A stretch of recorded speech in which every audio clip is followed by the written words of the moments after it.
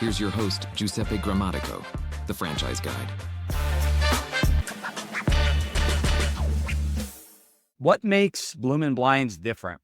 Obviously, there are other non-franchise brands in the same space and franchises in the same space. What is the key differentiator? Obviously, we talked about a few others, but in the underlying services you offer, are there any standout differentiators compared to others? Yeah, I'd love to tackle that one. So when I'm talking to consultants like yourself, trying to educate you on the brand or our candidates that we have, I really feel there's three things that really stand out with Bloomin' Blinds. Number one, we've kind of touched on. It's the family aspect of the business because consistently candidates and new franchisees that we closed, they tell me the reason that they chose Bloomin' Blinds was because there's a feeling, there's a real Mm. energy that comes from being part of a family run business. If they're looking for a smaller, intimate, more relationship based franchise opportunity, this is absolutely it. We are not the big engine and you're not going to be treated as such, right? So number one is the family aspect and that relational side.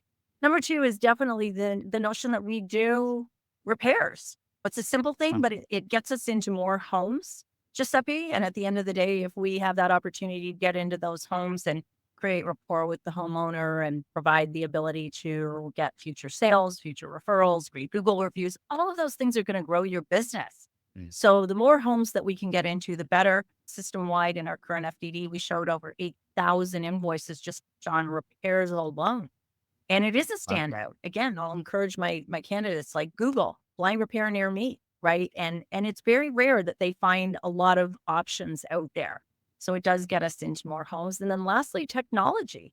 Kelsey touched on the idea that the window coverings is just the widget. Well, the other piece of the brand is that they are technology heavy. Anytime somebody who's jazzed about technology, jazzed about AI, this is a brand you should really consider because it's a simple widget, but the technology that is the engine behind it is really significant. And it's an area that the brand's making significant investments in. And Kelsey, you probably want to expand on that a little bit more.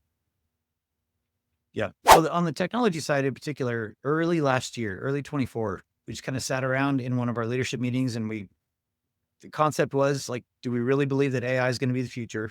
Is there an opportunity to get the brand ahead of the curve to start adopting and bringing on these pieces before the rest of the world? And, and can that get us in a position where we have like a defense as the world shifts and businesses go up and down? Anytime you can kind of create a moat around you, like that's an opportunity that has to be evaluated. So we dove in, but in particular, we decided to build out our own AI system. So instead of renting, a lot of people are using AI right now, renting other people's business or renting their models or their information. That means their programs are getting smarter, not yours. So we partner with, so we partnered with a company. We had our own AI built out of our own data. We're almost complete with a full tech stack that sits on top of that. So the AI is actually learning from virtually every twitch of the business. And that becomes the base on how the franchisees operate their business. It also becomes the base on how the clients interact with us from a marketing standpoint or in the house doing consults. And by continually growing our data set, I firmly believe it's going to put us in a position where we can react and improve upon data and our really kind of comes down to marketing and efficiency in a way that even once everyone decides that this is the right path, we'll already have a head start. And so even when they start moving as fast as we do, they won't be able to catch up because we're then running at the same speed. Right. We've just been doing it longer. I like that. The AI conversations have definitely hit home with people. We've noticed a lot more views on those conversations or those kind of segments or snippets.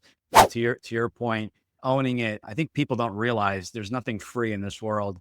And when you're using free AI, I've tested some platforms as well. Friends of friends. I'm basically almost like the guinea pig in a way. I'm putting my information in, they're gathering it. So although I'm not paying, I'm technically paying with my time and not building something for myself. So I do have somewhat of a free service, but I'm not building anything. And I think is AI taking over? I don't think it's taking over. I think we all have to step up and use it somewhat in our businesses. I know we've cut our marketing spend down by using AI with a couple agencies that we've used. I think it's a must to use, but I don't think AI is going to replace everything. Thanks for tuning in. If you want to learn how to make the transition from corporate to owning your franchise, join Giuseppe on the next episode. You can also follow on all social media platforms and achieve financial and time freedom today.